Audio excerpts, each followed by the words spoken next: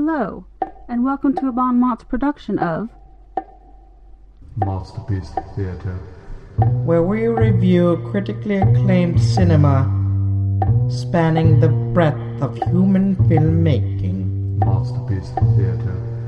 Spoilers, mature content, inappropriate language. Join us. MOTSterpiece Theater. Hello, and welcome back to MOTSterpiece Theater. Today we have chosen a work in honor of the American elections that just happened and the whole chaos surrounding our cable news existence. Network from 1976, which is scarily prescient. Indeed. I'm Jonathan Ian Manzer, here with Stephen Hermosi. Hello. And Scott Thurlow. And I'm Matt Estelle, and I'm going to podcast about it. So, Steve, would you like to give us your funny logline? Yes, it's going to be similar to what you just mentioned, Ian. This is America 2016, the play, the movie. Indeed. America 1976 and 2016. And Scott, would you like to give the synopsis? Sure. So a sort of a failing, sliding in the ratings news company is recently gotten taken over by a larger corporation, and he was a sort of anchor that people trusted, and a newsman gets fired. They decide it's time for him to move out, so he decides to sort of snap. Not decides, he just kind of snaps and has a sort of heart-to-heart rant on air, which the American public seems to latch onto, and therefore catapults him into stardom once again. And then sort of the network bigwigs, the corporations, decide how best to utilize him to capitalize on our ratings. And then there's also a love story that happens. This movie is very complicated, so I'm going to try to keep it simple. And then at the end, they decide that Howard Beale is the character, the news guy. His ratings are now dropping, losing the money, and decide to have him assassinated. This is a very complex movie, and surprisingly so, because there are a few moments in this that still hold weight in popular culture. More than a few, I would say. Yeah, but a couple of his rants really do. But I haven't seen this movie in a very long time, even though I can not quote from my heart, but I will recognize immediately some of the speeches given in this.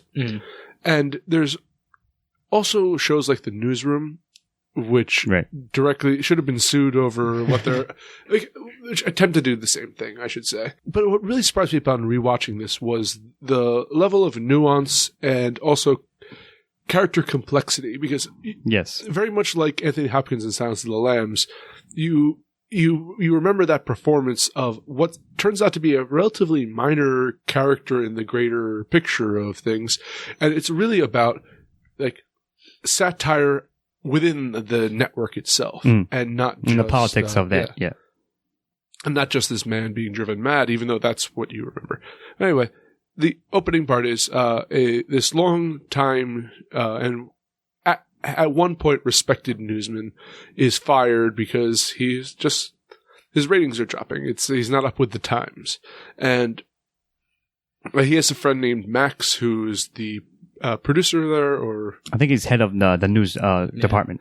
Some bureaucratic title, but also his very good friend. Yeah, and they're both of the same era and have the same sensibilities over what news should be, and they're old curmudgeonly men bemoaning the failure of youth today and all that. And it goes through, and in his final week left, Howard Beale decides, goes on air saying he's going to commit suicide on air on his final day.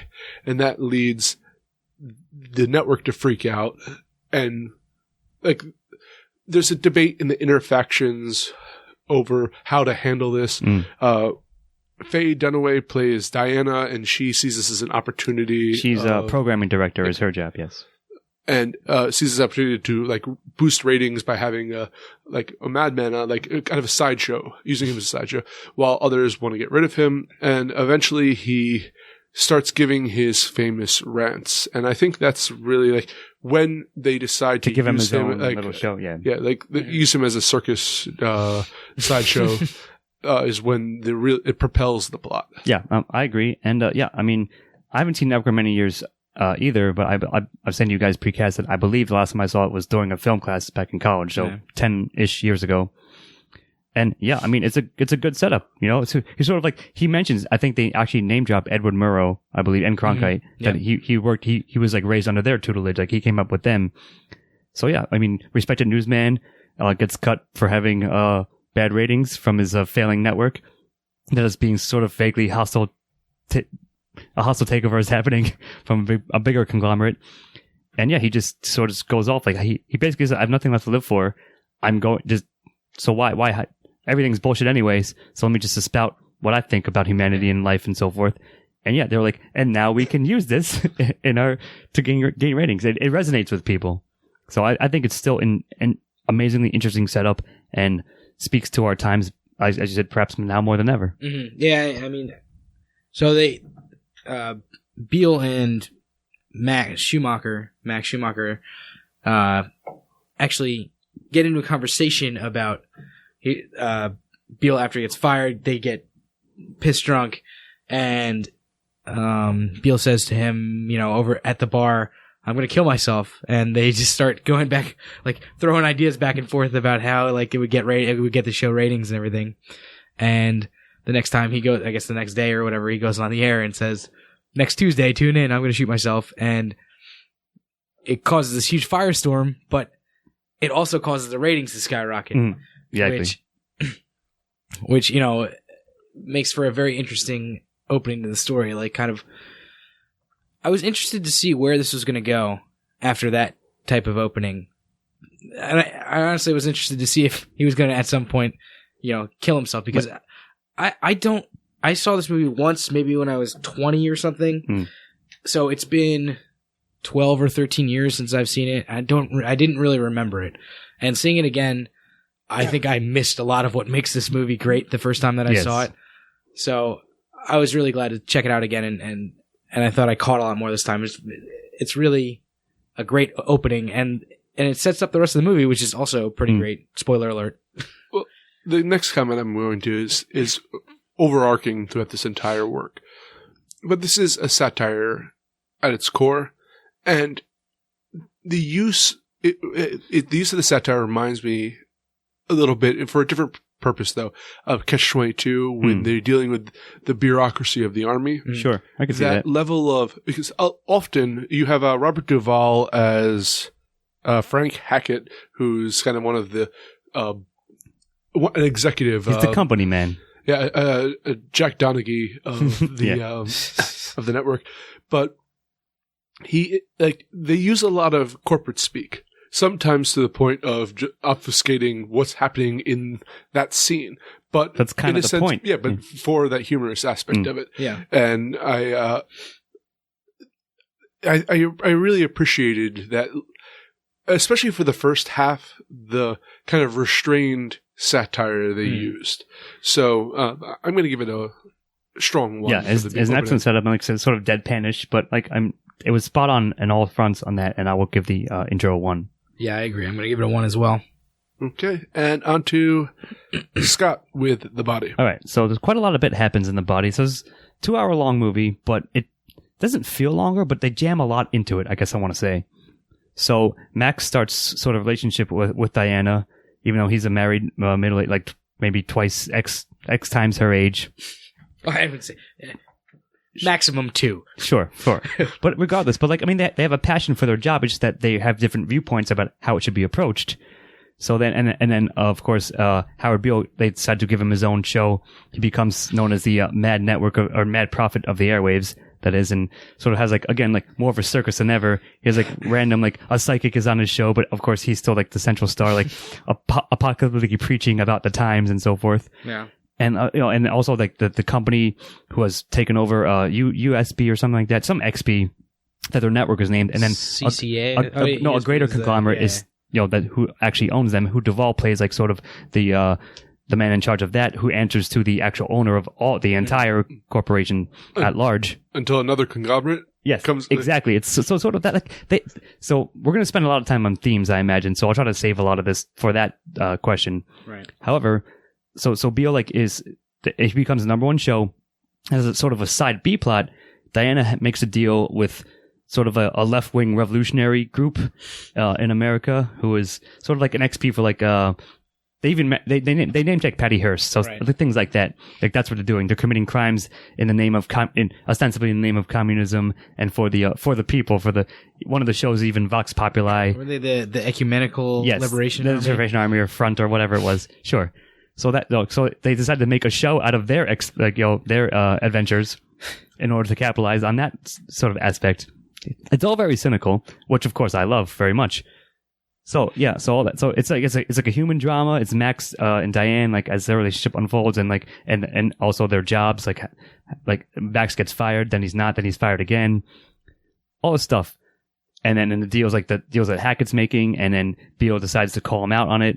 And I think so the conclusion is what happens is Beale's speaking out against the deal that they're going to make because it's a deal with basically Saudis as he the Arabs refers to them as. Which he espouses as bad because they're going to own, they're buying out America now, blah blah blah. But Howard Beale is then called up to the office of God, if you will, Mr. Jensen, who is the head of all of this stuff. Yeah. He's above everybody, and he gives them a speech like, "Listen, this is the future. There are only conglomerates and only corporations, and it doesn't like individual lives don't necessarily matter. We'll all be in harmony if we're all part of a conglomerate." So he sort of like almost convinces Beale to make that his new messianic message and prophesize that way. And of course, he basically outright says, you're all dehumanized.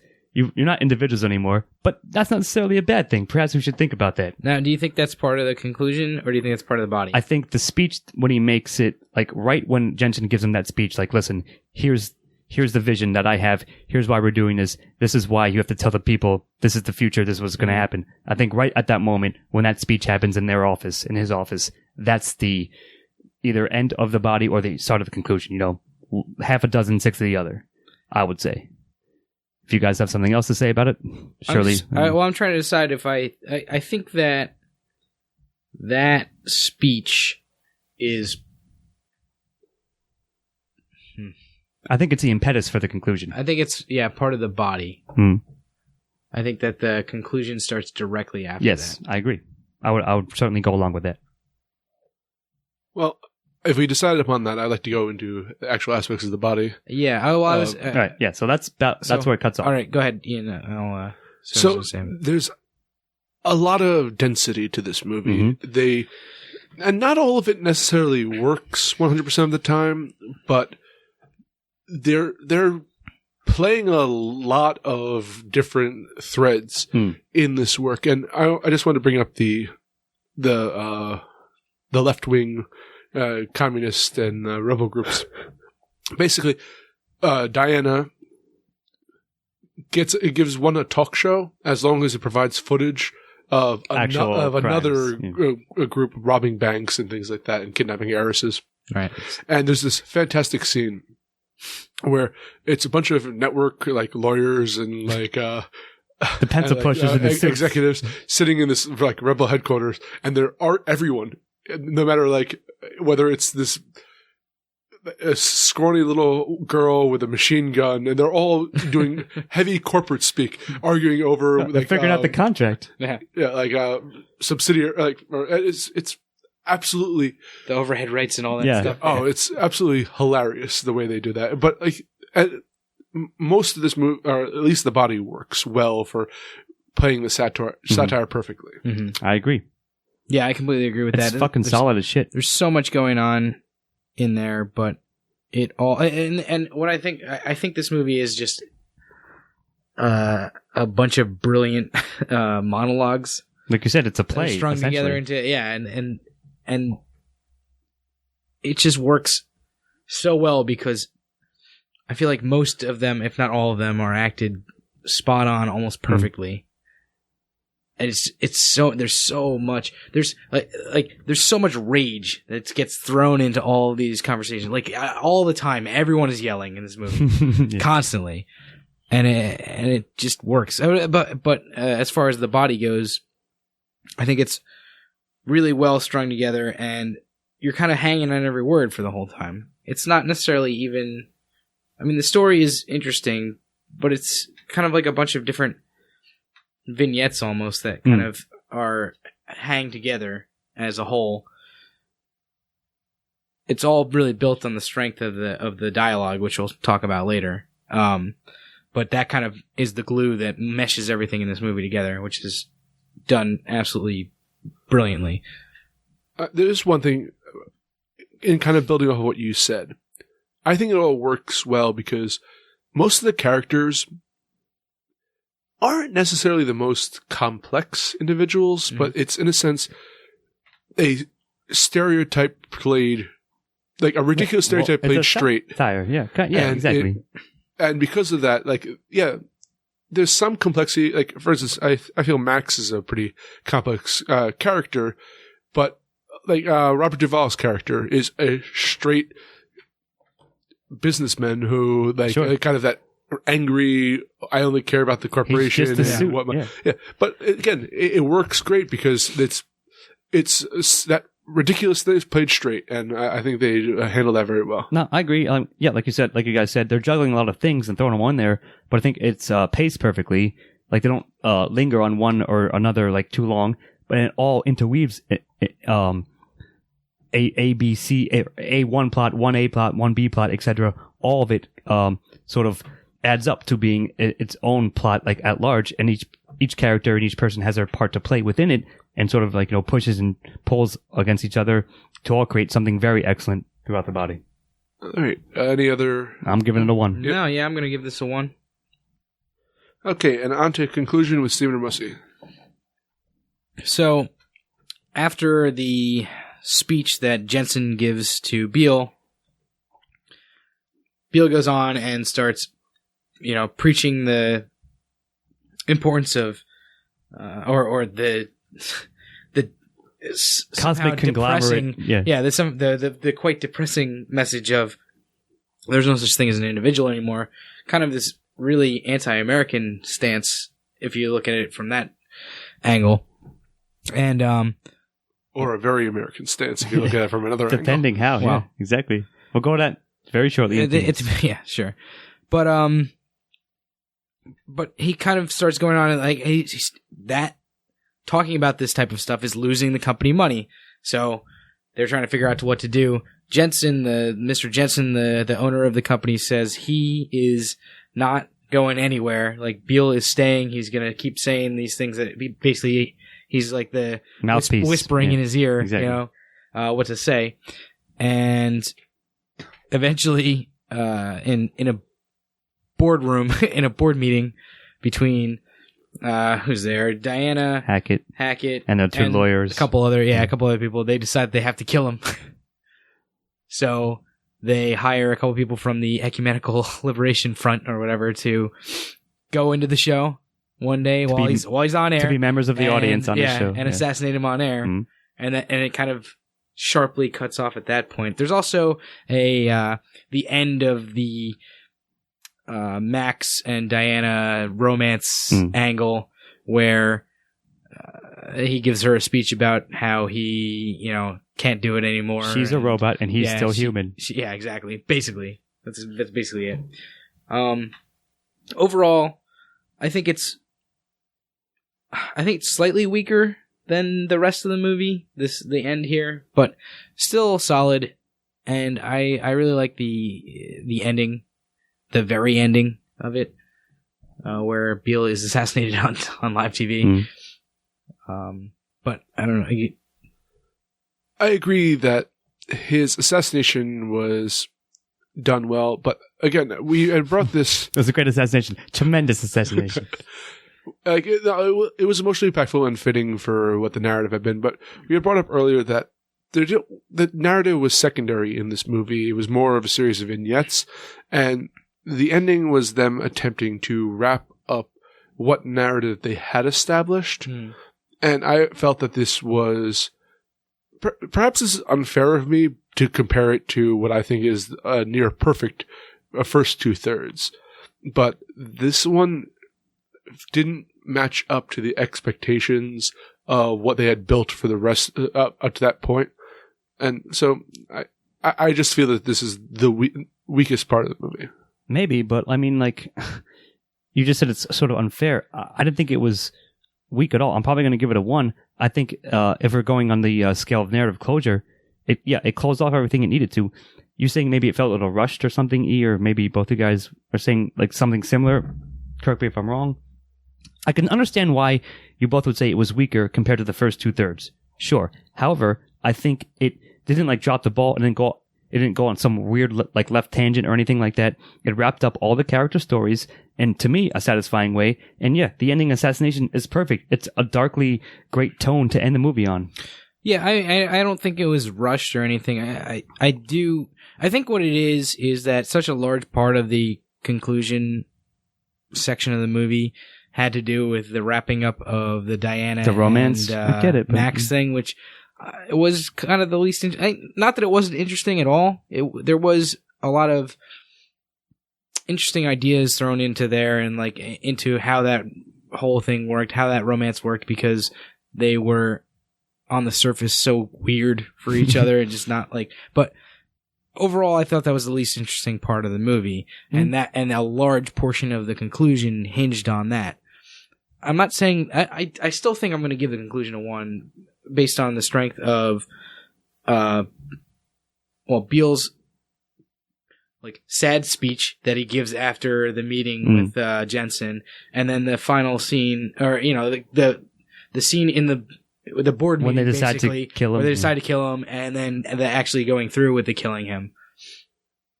I know. I remember feeling when I first saw this movie, like the disappointment towards the end, and I felt it again this time. If not rushed, if a little too long, then perhaps it's a sin from the body.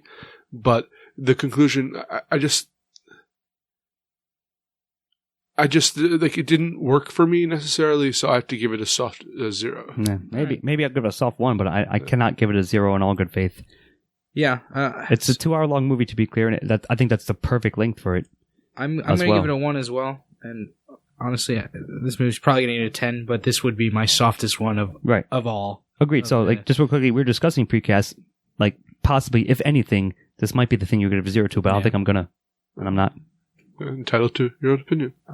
Spoilers for my score at the end. So we're going to themes with me. Now, I cannot do this justice if we spent 2 hours talking. It would have to be about its own separate podcast. So. Right.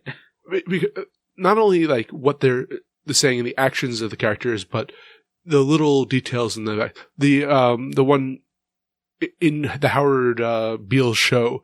They have a segment called Vox Populi, which is a computer. It's like they never show what it does, but every other segment has at least a human host, and this was just a computer. Yeah. And it was like a little background jokes about how and this is a take no prisoners movie either. They're lambasting corporate America and the left wing groups. I want to bring that back up. The fact that all of these like communist groups immediately sell out when given the opportunity. Yeah, sure. The cold corporatists turn out to be the most ideal, the most likely to become ideologues and kill people to further their goals of what they're criticizing the other groups for doing. And then Howard Beale, in a way, the portrait of innocence, who is sacrificed. Exactly. He's a madman, and he is losing his mind throughout this entire thing to the point where on air he's no longer but he's no longer recognizable as necessarily a character, just a vessel for competing truths. He's a pawn in their chess game. Yeah, sure. Yeah, and the one person who actually wants to help him gets kind of screwed over for the Max gets kind of screwed over in terms of trying to bring Beale actually be a friend to him. Exactly. Yeah, sure.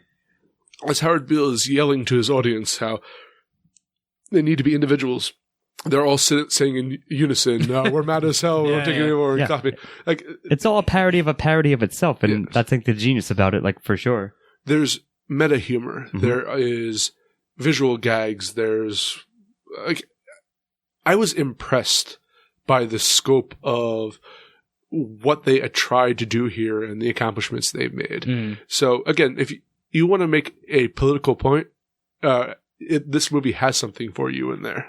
Sure. The only thing I have to say is everything you said is accurate, and I agree with.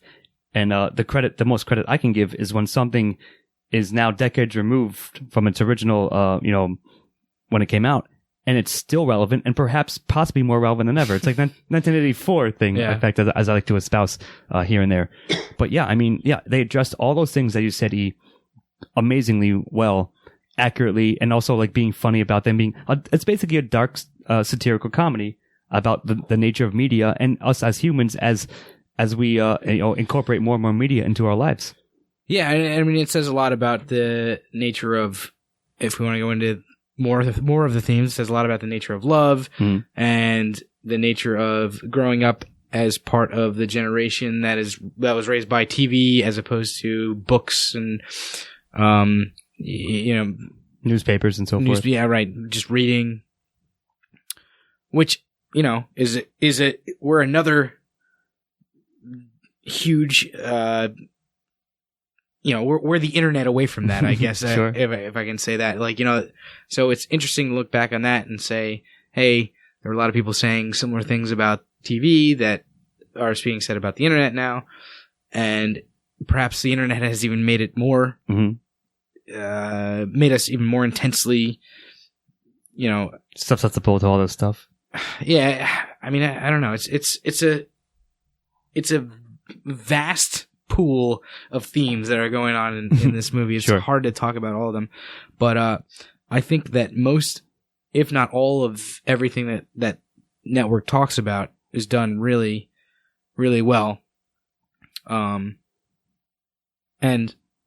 yeah, I see it as kind of like a soapbox for whoever the writer was. They just wanted to like rant at America for a while or whatever, but I think it was done very incredibly well. I mean, it predicted Fox News, MSNBC, CNN, that idea of news becoming more entertainment As a business, yeah. That, because again, this is a very, like, if you are aware of the news was separate from, it was expected to lose money. Like it was supposed to be kind of a neutral ground. Yes. And then all of a sudden became, when it started developing profits They and having exploited it advertisers for money, yeah, sure. But that's just, it no longer had the ability to lose money. It had to make money. Thus, exploitation perhaps, but it's also just the corporatization of it.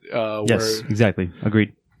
Yeah. Like it's actually brilliant, all the layers they have in here. I absolutely agree. I'll give a 1 to every single layer that they've incorporated, which, like you said, is a lot, and intelligently on each one. Well, one caveat I will give is that occasionally it can verge into preachy. If you ever watched The Newsroom in the similar fashion to what it would do. I mean, if you like the message, that's like you're preaching to the choir. Yeah, exactly. But if you don't, I think people might be like turned off. Grate on you or something. Yeah. Sure. But it doesn't happen. It maybe happens twice in this film that I noticed. Yeah, I was saying never was egregious, even though that could be the case. But I'm regardless giving it a 1 for themes. Yeah, I'm going to give it a 1 as well. All right, and Scott, on to antagonists. All right, so this is also one that could be interesting as well. So I came up with like corporatocracy could, like, in theory, be the antagonist here. So like it's weird because television, the influence of media on yourself and on society could also possibly be, again, in my grand tradition of picking out like an abstract thing, but like no one character is being antagonized by anything, I guess, corporal, if you will. It's some kind of like ideology, blind adherence to profits or something like that. Yeah, I could see, the like Jensen, even though he's not really, he's kind of like a shadowy figure the entire time. He's the Illuminati. And I could see Hackett being viewed as an antagonist in this. I'm not exactly sure. So blind to rage. This is gonna be kind of a weird one because, like, I don't know. I'm not exactly sure. Maybe this is like a testament to how good this movie is. Or maybe I think it might be. Or maybe it's an oversight. I don't know. But like, I'm not sure exactly what the antagonist is. But I feel like all of these characters are antagonized the entire time. Exactly. In kind of the opposite way of what I usually say. I know what's supposed to be antagonizing usually, but perhaps it doesn't feel that way. In this one, I feel like everybody has a monkey on their back the entire time. I think it's almost like the sort of blind, like, despair of people in general. Like, they know, like, they're not satisfied with their lives. They don't know exactly why. And also the media itself, that definitely plays a role in that, in their cynicism about it. Sure. So, goody. See, what I think is that almost every single group in here, whether it be the corporatists or like the actual people here, you get to see their points of view. So no one seems to be an outright villain. Even Robert Duvall's character, who is perhaps the most monstrous of all the characters, but he's not like a bad person. He's doing what he believes is. He's a professional suit. Correct. Really. And if that means killing a person for profits, hey, Then like hey, that's, yeah. but I would say that makes you kind of a bad person. Robert Duvall can kill for profits. But morality is relative, as I would say. But I mean, I agree with something like that. Sure, but you could use that argument I know. against anything. Right, yeah. Like that. I don't want to go in a rabbit hole, but I do like what you said, Steve. Like, usually you'd sort of argue for the opposite, but there are certainly, everyone feels antagonized by something in some way, even if it's some sort of vague, abstract thing. And maybe that's just the state of living in modern society, as I might say, like, pretentiously. It's kind of a weird transition of generations, where Max and his he even said, like, I'm going to funerals now of like my friends, and it's that so you have that older generation going away. You have the new generation, which again it I think someone brought this up. It's like someone's like curmudgeonly grandfather wrote a piece about how the young generation has no kind of more scruples, Appreciation of anything. Yeah. and that could actually be very well, because none of the youth in this work are positive. Not the kind of idealistic hippie groups. None of the young corporate groups. It's the noble people in this no work one has are any the values. older. Exactly right. And kind of, I guess I kind of just glossed over that when I was watching the movie, but now that you bring it up, Seemed pretty obvious to me. that's a really glaring thing. Is it's just like young people, anybody under the age of 50 is an asshole in this movie. But to be fair, it's true. That's still the case now. Sure. All I'm saying is, like, I think there's enough there, even though it might be abstracted, as we said, Steve-O, but like certainly like modernity is antagonizing people filtered through the light of this profession and this business. So I'm going to give it a 1. I have to give Antagonist a 1 just for the fact that there's this great sense of tension throughout this movie, and like it never lets up. Everyone's screaming the entire time, and you're just like, what? You want the tension to kind of be cut, and it doesn't get cut until Beale is on the floor dead, basically. It rarely does, if it ever does before that. Yeah. Sure. I just hate the Utes. Of course you do. What's a Ute? The hell is does that mean you're giving it a 1? Yes. All right, then. All right. And on to protagonist with Mr. Ramosi. The protagonists, I would say the most obvious ones are Max and Diana. Mhm. I think that everybody else is kind of supporting to these two characters. You could make an argument for Hackett as a protagonist, but I don't think that he comes over into that role of A, being followed enough. Have an arc, really. A, being followed enough, or B, being like, likable as a character. Yeah, but you have to be likable to be protagonist. Yeah, but as an audience, you have to identify with a protagonist, I think, to some I see what you're degree. saying, and I certainly agree. Go on. Or at least you're supposed to. But I think those two are the main protagonists. And I think they do a really good job. Honestly, I think they do a better job separately in their separate interactions than they do when they're together. Like I said, that the whole romance thing between the two of them, I didn't mind it, but I think this movie would have been fine without it. I think it was just it was like another small theme that they wanted to add in. I think they do great. I think Max with Beale with what's Harold Beale, yes. Max with Harold, and I think Diane as this like conniving network exec I think they were amazing in their parts. I agree to a large extent. So, like, I don't know if it's true that if you could remove the romance angle, that this movie would be strong, because it sort of ties into the general themes and everything else, right? So they're both working for the news department. She has some ideas, like she wants to, like, you know, she even refers to herself as the heartless woman, like, and one of the great, we'll get to this in dialogue, but it's almost as if they're viewing themselves as a script in a show that they're playing out. They're playing she parts views of them like that. He doesn't Right. really look at it like but that. he calls her out on that. But regardless, like, I think it's you need both of those aspects to make this be an excellent story, right? Sure, you could remove that, but I don't think it would be as interesting. But conversely, I think the romance is the least interesting part of it. But I think it also, like, is part of the glue that you were saying earlier that holds everything together. Okay. So I certainly agree that they were probably the most obvious protagonists. They certainly have an arc with themselves and with each other. And yeah, everyone else is sort of like surrounding them, like their job necessitates the fact that Hackett's there and Beale is his best friend and so forth, and the revolutionaries and all of that. So yeah, I mean, I'm going to give them both 50-50 credit and probably give them a 1. I convinced myself of something in the antagonist. Now I'm starting to view this movie in a different light. Max is again, we both thought that the narrator was Max, but turns out not to be. Except that it is, because Max is the author protagonist. He is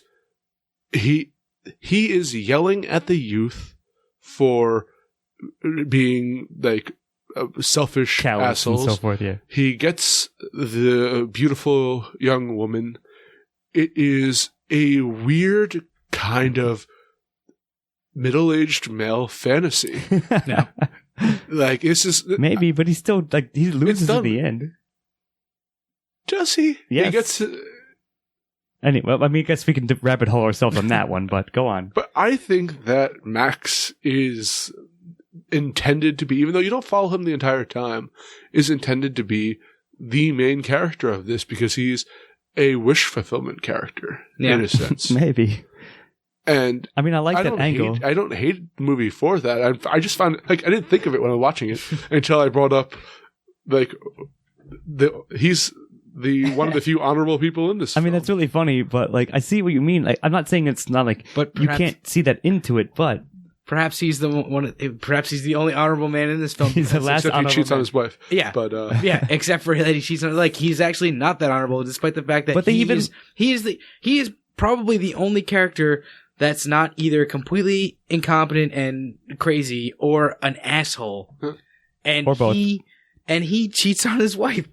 And it's not like he's a good dude. He is an asshole. It's just you're as a part of the audience, you're not viewing it that way while you're watching the movie. But they even lampshade that. He tells his wife outright, he's like, listen, I'm having an affair with a girl that I work with, and That doesn't make it okay. I'm not saying, no. yeah, Right. He I'm not goes up saying that, and but holds her and gives her like a manly speech about how yes, no, it's- I you get can do it. it, Like, champ.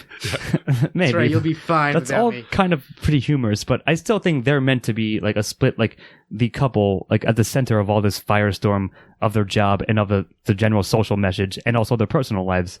So either way, like, I don't disagree with what the point, like the angle you just brought up, E. I think it's kind of amusing, but I think maybe it's intentionally folded into all of that as well.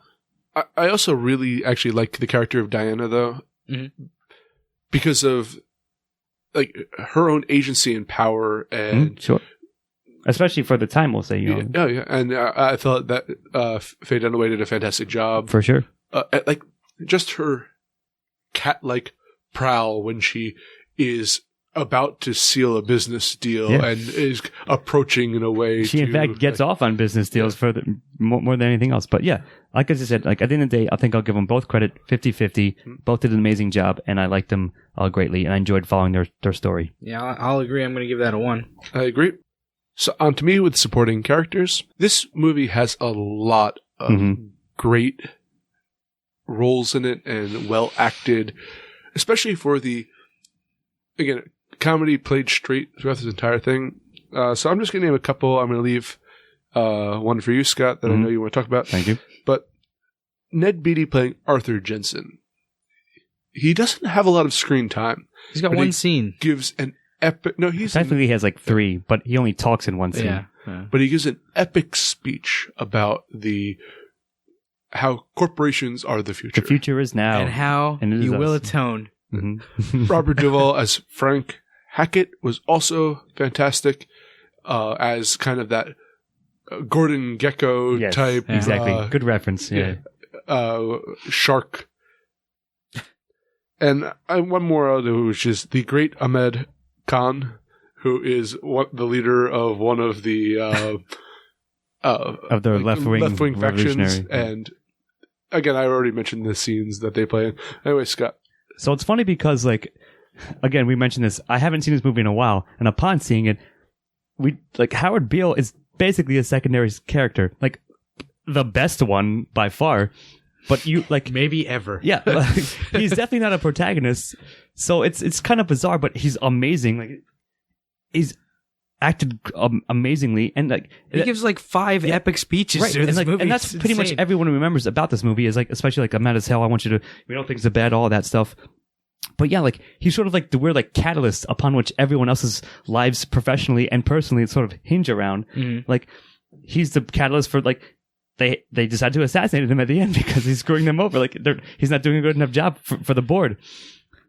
So he's just amazing, and he's a man also at the end of his line. At the end, he gets fired from the only job. His wife has died years past. He has no kids. His job is the only thing he has left.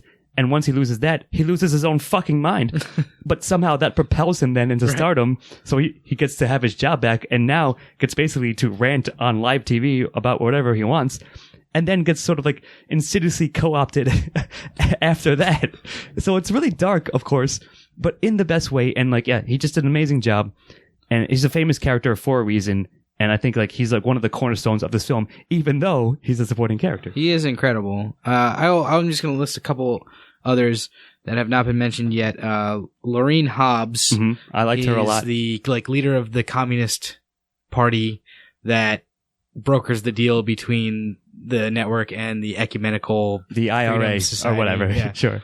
And she's great. She has one amazing scene that you mentioned earlier, Ian, where she's going on and on about how she's not going to get screwed in this contract or whatever. She basically gives up all of what she's fighting for, quote unquote, as this leader of the Communist Party, and is I need my money by selling out. basically. Yeah, exactly. And another character is, I don't even remember her name, but Max's wife, Louise, has one scene where she does any real heavy lifting, and she does a pretty good job in that. Although, Ian, as you mentioned, and I think I probably agree with you, she does a little bit, I think, of overacting in it, which oddly enough, she won the best supporting actress, I think, for this movie in 1976. In 1976. So, but sure, I mean, she was fine. No, what I thought of it was, it felt very much like a stage acting portrayal, yes. but which doesn't always work in movie form when they're giving that sure. over the top speech. I think a lot of this movie felt like that, though. Especially so there were several points where Beale walks into a spotlight, and then there's Jensen was in the spotlight. Amazing scene with Jensen where he turns off all the lights. There's one light shining down where he walks into the spotlight and just starts screaming at Beale, telling him he has to atone. And so a lot of this movie felt like a play, but all of the characters you guys mentioned are great. These two ladies also did a pretty terrific job, I thought. And I'm going to give supporting one. Absolutely. I just have one more remark to make about Beale. The great tragedy is that he gets assassinated, and then Keith Olbermann comes 20 years later to take his whole shtick. Yeah, well, So that's true. He got hijacked. But nevertheless, it had to start somewhere. that's one all across the board. Mhm. Owned by Olbermann. Nice, yes. And on to dialogue with Scott. All right, so as we said, if you think of this movie as basically a play and as a film, but people are monologuing, you said, they're just giving each other intensely angry speeches about what they're doing, and of course Beale's things are the centerpiece for it, but and even the Jensen thing, and we'll talk about that scene in style as well, I'm sure. But it was just snappy. It was top notch. It doesn't feel. Here's the thing about watching a movie of this nature. there's a danger in which the dialogue starts to feel unnatural because it's so far removed. To me, that was never the case. Never did I think, they're using like archaic terms or like slang from the time or whatever that is no longer relevant. No, this is what I believe these characters would be saying. And I believe like something like this is happening right now at this very moment. So I'm going to slightly differ with you there. Okay. I love the dialogue in this movie, but I never really felt like it was quote unquote natural. No, really? But I thought that was kind of the like allure of it. It was this was almost in the same way that like Deadwood is a Western that's Shakespeare. This was like a corporate America Shakespeare to me. Like, all of these speeches that they're giving are just way too snappy. It's like I don't know about that, but it's go like on. people that like Aaron Sorkin. His speeches are not natural. Nobody actually talks that way. People don't talk that fast. In the same way that people don't talk the way that they do in Network. But they still felt like they didn't feel like natural dialogue, but they felt real to me. And I think that's what resonates more than anything. They felt like real, like they felt like they came from a real perspective. And yeah, there's a bunch of flowery language rolled into them, but at the end of the day, they were awesome speeches for the most. Like almost every single one of them were great. All right, you're at the kind of point. You're right. It's sort of like it's written with that in mind, so as if it's like again like not quite a parody, but like it knows what it's trying to be. But I still felt like it covered both bases. It was both that and believable. So here's the thing: it's totally not. It's believable in certain characters. Like Beale actually comes across as authentic because of the portrayal by the actor. There's a self-aware quality to this entire work. Yes. In a way, like how Birdman had that kind of like thing of like where like it's a play. Check out our review of Birdman. Yeah. But this one has kind of like there's meta quality to it. Where at one point, like one of the characters is talking about scripts and this is the section in the story in your mind where Right. It's all very self-aware and it's or played to the absurdity for satire. True. But it definitely does feel like a stage play. And it feels like characters over-exaggerating for a purpose. And I thought it worked really well. Although I would not say at all that it's like I believe any of these people would actually say anything like that in real life. Maybe I'm like abusing that term, but all I can say is like even if it was unnaturally snappy, it still felt like natural to the story that was being presented to you because it was specifically formatted for that. Right. So it plays by its own rules. Yeah. If you go to see a Shakespeare play, you know what you're going to get. You don't. And I think it was a Shakespeare-ish quality dialogue within, again, the narrative that they're presenting to us. So I would definitely give it a 1. I'm going to give this a 1 as well. And 1 here, style to Steven. All right. This and dialogue were perhaps two of the strongest points of this movie. Yep. There was such a great awareness of the blocking and the shots that they were using, I felt, throughout the entire thing. And just an amazing use of like lighting. In these settings that should have been very drab, these newsrooms and boardrooms, and they really made it come sort to of life, come alive. Yeah, exactly. And I mean, I will say this: I don't really remember the soundtrack to this. I don't think there was one. Anything. I don't remember any music. That's And I kind of remember the at point, one though, point, I would say. like kind of looking out for it, and that's even a meta joke at some point. If there's not a soundtrack, that's even a meta joke at some point because Max, in the final scene where he's leaving, Diana says, and this is the part where the music swells and he walks fucking out the door. And I walk out. True. Yeah.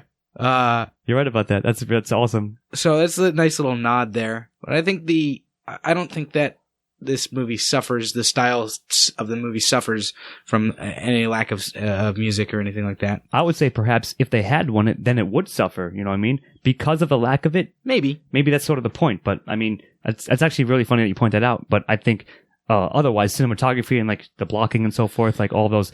I think I said to you guys, Citizen Kane style, like right, like they kind of use elements from that, and of course, that's one of the best things you could ever use from. So that's all I have to say about it.